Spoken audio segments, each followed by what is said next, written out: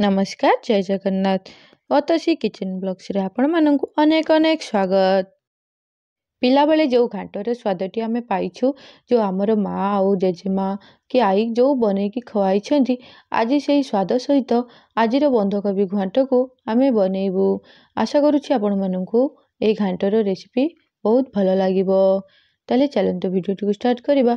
से मुझे नहीं 500 ग्राम बंधाकोबी बंधाकोबी को हमें छोट छोट खंड करकिना काटी नहीं आउ नहीं बैगण आउ आलू आउ नहीं टमाटो यहाँ को सब आम छोट छोट आलू जो साइज रे काटी बैगण को मध्य से साइज रे काटी आउ टमाटो को मझीर कट लगे नहीं। एबे नबा गोटे कड़े देदेबा सोरिष तेल भल भाव गरम हो सारा पर काटिकी रखिथिबा बंधाकोबी आउ बैगण आलू को मध्य देई किछि सेकेंड पाई ताको भाजी नबा। एबे एसबू को भल भाव मिसई सारा पर काटिकी रखिथिबा टमाटो को सेथिरे देइदबा आउ सेथिरे देइदबा स्वाद अनुसार लुण आउ हळदी गुंड सबू को दे सारा पर ताको मध्य भल भाव मिसई नबा आउ ताको कवर करी नबा। यही समय रे टमाटो गुड़ी को देदेले टमाटो गुड़ी को पूरा बढ़िया से सीझीज आउ आमर घाटरे सीझा टमाटो देले टेस्ट टी भल लगे। एबे मु नहीं अदा आउ किछि नहीं रसुण रसुण आउ अदा को भल भाव ये मु छेचिकिना नहीं जाइछि। आपण चाहिले शिଳରେ मध्य बाटिकी नहीं पारिबे किंतु जमार भी ग्राइंड करके नेबेनी आउ ग्राइंड करके नेले सेर टेस्ट टी भल आसीबो नहीं। एबे एठी मु बड़ साइज रे गुटे पियाज को चुन चुन करकिना काटिकी नहीं जाइछि।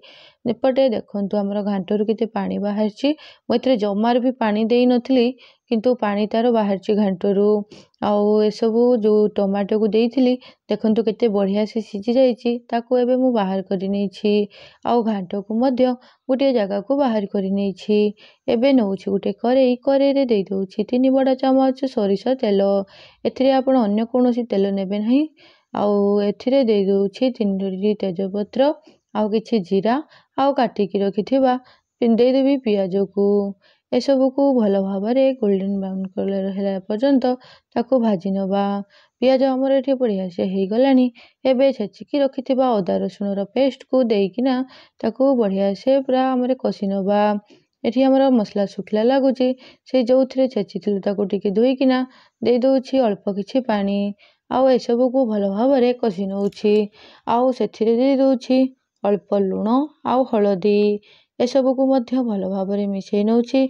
देखंतु मसला आमर एठी पूरा बढ़िया से हो गलानी।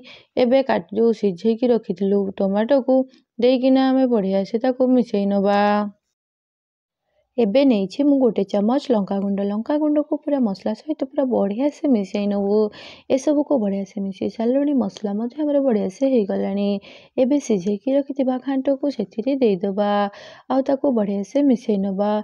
एसबू को मिसई सारा पर गैस रो फ्लेम को लो करिकिना 5 मिनिट पई कवर करिकी फुटिबा पई छाड़ीदबा। एबे हमर घांटो बढ़िया से हो गलानी। एबे काटिकी रखिथिबा धनिया पत्र को एथिरे देइकी गार्निशिंग करि नबा आउ आमर देखंतु घांटो केते बढ़िया से हो गला।